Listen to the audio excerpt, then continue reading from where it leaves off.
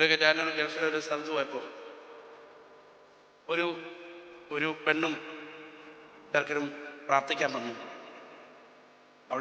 അവളുടെ ബ്രദറായിരുന്നു. ഇവളങ്ങ് പൊട്ടിക്കരയുക. ഞാൻ ഇവളടുത്ത് ചോദിച്ചു, sir anything that you want me to പ്രേ?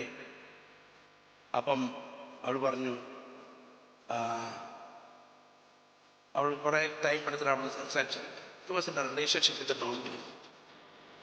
ആ നോൺ ബിലീവറായിട്ട് റിലേഷൻഷിപ്പ് കുറച്ച് മാസങ്ങളായപ്പോൾ ഇവൻ ചോദിച്ചു, നിന്റെ ഏറ്റവും ഇൻറ്റിമേറ്റ് ആയിട്ടൊരു ഫോട്ടോ അയക്കണം.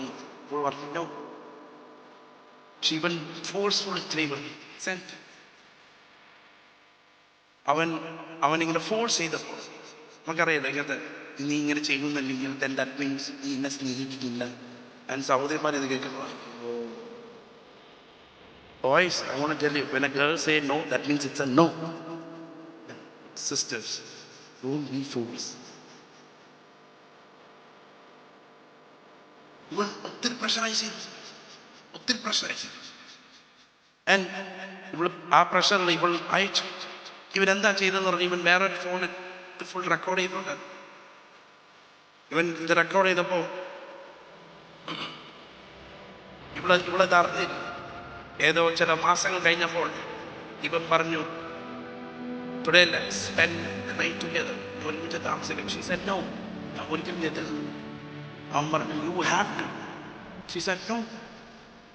ഇവൻ ഒത്തിരി പ്രഷറൈസ് ചെയ്തു. ഇവൻ പറഞ്ഞു, ഒറ്റ മിനിറ്റ് ഇങ്ങനെ വാട്സാപ്പ് നോക്കാൻ പറഞ്ഞു. ഇവൾ വാട്സാപ്പ് നോക്കിയപ്പോൾ ഇവൾ അയച്ച അവൻ തിരിച്ചയച്ചു. കാരണം ഇവൻ വേറെ ഫോണിൽ അത് റെക്കോർഡ് പറഞ്ഞു, നീ എൻ്റെ കൂടെ മുന്നിൽ I will send this video to your brother. I will send this video to your friends. She had അവൾ എന്നെ